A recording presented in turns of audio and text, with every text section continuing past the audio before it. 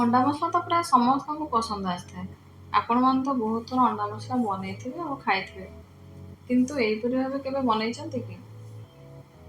ଦେଖନ୍ତୁ ଏ ରେସିପିଟି ଯେମିତି ଟେମ୍ପଟିଂ ଦେଖାହେଉଛି, ଖାଇବା ବି ମଧ୍ୟ ସେତିକି ଟେଷ୍ଟି। ଏହା ଖୁବ୍ କମ୍ ସମୟରେ ବି ବନିଯାଇଥାଏ। ଚାଲନ୍ତୁ ଦେଖିବା ମୁଁ ଏ ରେସିପି କେମିତି ବନେଇଛି। ନମସ୍କାର, ମୁଁ ରାଜଲକ୍ଷ୍ମୀ, ମୋ ଚ୍ୟାନେଲକୁ ଆପଣମାନଙ୍କୁ ସ୍ୱାଗତ।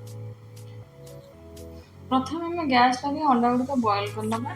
ଏଇଠି ଅଣ୍ଡା ବଏଲ୍ କରିବାର ଗୋଟେ ଟିପ୍ ମୁଁ ଆପଣମାନଙ୍କୁ ନିଶ୍ଚୟ ଦେବି। ଆମେ ଅଣ୍ଡାକୁ ପାଣିରେ ଏକା ସାଙ୍ଗରେ ନ ବସେଇ ପ୍ରଥମେ ପାଣିକୁ ଗରମ କରିବା। ସେଥିରେ 1 ଟେବୁଲ ସ୍ପୁନ୍ ଲୁଣ ପକାଇଦେବା। ପାଣି ଗରମ ହେଲା ପରେ ଆମେ ଅଣ୍ଡାକୁ ପକାଇବା। ତା ଦ୍ୱାରା ଯଦି ବାଇଚାନ୍ସ ଅଣ୍ଡାରେ ହାଲକା କ୍ରାକ୍ ଥାଏ, ତା ଅଣ୍ଡା ଫୁଟିଲା ପରେ ତାର ସେପ୍ କେମିତି ବିଗିଡ଼ି ଯାଇଥାଏ, ଆଉ ଦେଖିବାକୁ ଭଲ ଲାଗେନି କି ଖାଇବାକୁ ଭଲ ଲାଗେନି। କିନ୍ତୁ ଆମେ ଯଦି ଏପରି ପାଣିରେ ଟିକେ ଲୁଣ ପକାଇଦେବା ଓ ପାଣି ଟିକେ ଗରମ ହେଇଯିବ, କ୍ରାକ୍ ଥିଲେ ବି ତାର ବାହାର ପଟଟା ସିଲ୍ ହେଇଯାଇଥାଏ, ଆଉ ତାର ଚୋପା ଛଡ଼ାଇଲେ ବି ଖୁବ୍ କମ୍ ସମୟରେ ଛାଡ଼ି ଯାଇଥାଏ, ଆଉ ତାର ସେପ୍ରେ ବି କିଛି ପରିବର୍ତ୍ତନ ଆସିନଥାଏ। ଏବେ ଚାଲନ୍ତୁ ଦେଖିବା ମୁଁ ରେସିପି ପାଇଁ ଆବଶ୍ୟକ ସାମଗ୍ରୀ କ'ଣ କ'ଣ ସବୁ ନେଇଛି।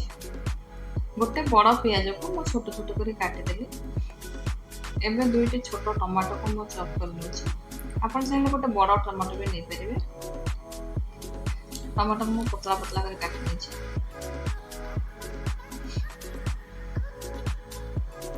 ଏବେ 2ଟି କଞ୍ଚା ଲଙ୍କା, 1/2 ଇଞ୍ଚର ଅଦା, ଆଉ 7-8 କୋଲା ରସୁଣ, ପାକୁଡ଼ା ରସୁଣ। ତାକୁ ଆମେ ସବୁକୁ ଛୋଟ ଛୋଟ କରି କାଟିଦେବା ଏବଂ କାଟି ସାରିଲା ପରେ ତାକୁ ଆମେ ହାଲକା ହାଲକା ଛେଚିଦେବା। ଆପଣ ଚାହିଁଲେ ବଟା ମସଲା ବି ନେଇପାରିବେ, କିନ୍ତୁ ଏଇ ରେସିପିରେ ଆପଣ ଏଇପରି ଭାବେ ଛେଚା ମସଲା ୟୁଜ୍ କଲେ ତାର ଫ୍ଲେଭର ବି ବହୁତ ଭଲ ଆସିଥାଏ ଏବଂ ଖାଇବାକୁ ବି ବହୁତ ଭଲ ଲାଗିଥାଏ। ରେସିପିଟି ବି ଖୁବ୍ କମ୍ ସମୟରେ ବନିଯାଇଥାଏ। ଦେଖନ୍ତୁ ମୁଁ ମସଲା ଗୁଡ଼ିକ ସବୁ ଛେଚିକି ନେଇଯାଇଛି।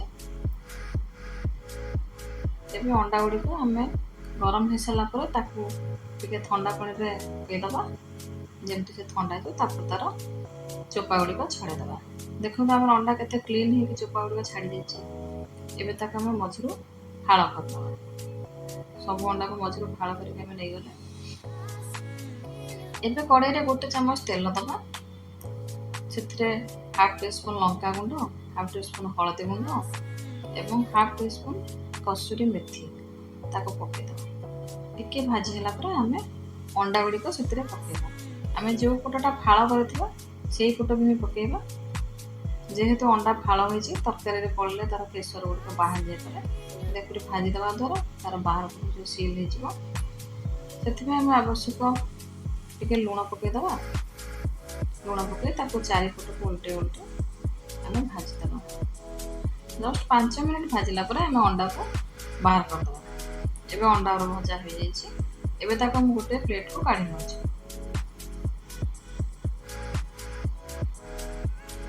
ଏବେ ସେମ୍ କଡ଼େଇରେ ଆମେ ଗୋଟେ ବଡ଼ ଚାମଚ ତେଲ ପକାଇବା। ଖୁବ୍ କମ୍ ତେଲ ଆମର ଦରକାର ହେଇଥାଏ।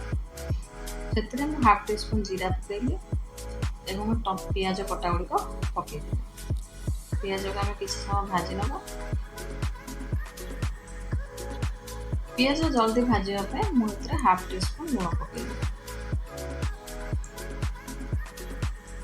ପିଆଜ ହାଲକା ଭାଜି ହେଇଗଲା ପରେ ଆମେ ସେଥିରେ ଛେଚା ହୋଇଥିବା ମସଲା ଗୁଡ଼ିକ ପକାଇଦେବା।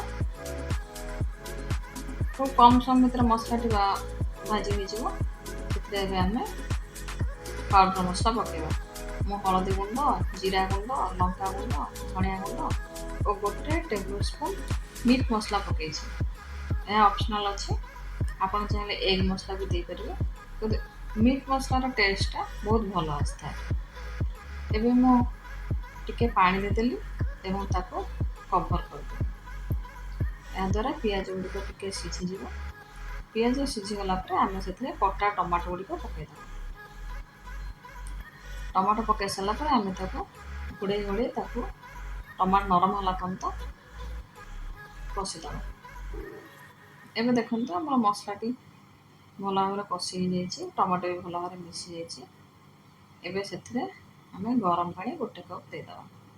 ପାଣି ଆମର ବେଶୀ ଦରକାର ନାହିଁ କାରଣ ଏଥିରେ ଗ୍ରେଭି ବହୁତ କମ୍ ରହିବ। ଏବେ ପାଣିଟା ଯେତିକି ଆବଶ୍ୟକ ଆମେ ସେତିକି ଲୁଣ ପକାଇବା। ଆଗରୁ ତ ଲୁଣ ପକାଇଥିଲେ, ଆଉ ଯେତିକି ଦରକାର ସେତିକି ପକାଇବା। ଆଉ ସେଥିରେ ମୁଁ ଗୋଟେ ବଡ଼ ଚାମଚ କସୁରୀ ମେଥିକୁ ପକାଇ ଦେଇଛି। ଏବେ ପାଣିକୁ ଫୁଟିବା ପାଇଁ ଛାଡ଼ିବା। ପାଣି ଯେତେବେଳେ ଫୁଟିଯିବ ଆମେ ସେଥିରେ ଅଣ୍ଡା ଗୁଡ଼ିକ ଦେଇଦେବା। ଅଣ୍ଡାକୁ ଆମେ ମନେ ରଖିଥିବେ ତଳ ପର୍ସନ କେବେ ଓଲଟେଇକି ପକାଇବାନି, ଯେହେତୁ ଅଣ୍ଡା ଗୁଡ଼ିକ ଫାଳ ଅଛି। 5 ମିନିଟ୍ ଫୁଟେଇବାକୁ ଛାଡ଼ିବା। ଏବେ ଆମର ଅଣ୍ଡା ମସଲାଟି ରେଡ଼ି ହୋଇଯାଇଛି। ୟାକୁ ଆମେ ଏକ ପ୍ଲେଟ୍କୁ ସର୍ଭ କରିଦେବା। ଦେଖନ୍ତୁ ଏହା କେତେ ସୁନ୍ଦର କି ବନିଯାଇଛି ଏବଂ ଖୁବ୍ କମ୍ ସମୟରେ ଖୁବ୍ କମ୍ ତେଲ ମସଲାରେ ବି ରେଡ଼ି ହୋଇଗଲା ଆମର ଅଣ୍ଡା ମସଲା। ଏହାକୁ ଆପଣ ରୁଟି, ପରଟା, ଭାତ ଯାହା ସାଙ୍ଗରେ ଚାହିଁବେ ଖାଇପାରିବେ। ଆଉ ଯଦି ମୋ ଭିଡ଼ିଓ ଆପଣଙ୍କୁ ଭଲ ଲାଗୁଥାଏ ନିଶ୍ଚିନ୍ତ ଭାବେ ଏହାକୁ ଗୋଟେ ଲାଇକ୍ କରିବେ। ଆପଣଙ୍କ ଫ୍ରେଣ୍ଡ ଫ୍ୟାମିଲି ସହିତ ନିଶ୍ଚିତ ଭାବେ ସେୟାର କରିବେ ଏବଂ ମୋ ଚ୍ୟାନେଲକୁ ଯଦି ସବସ୍କ୍ରାଇବ୍ କରିନାହାନ୍ତି ତାହେଲେ ସବସ୍କ୍ରାଇବ୍ କରିଦେବେ। ଭିଡ଼ିଓଟିକୁ ଶେଷ ଯାଏଁ ଦେଖିଥିବାରୁ ଧନ୍ୟବାଦ।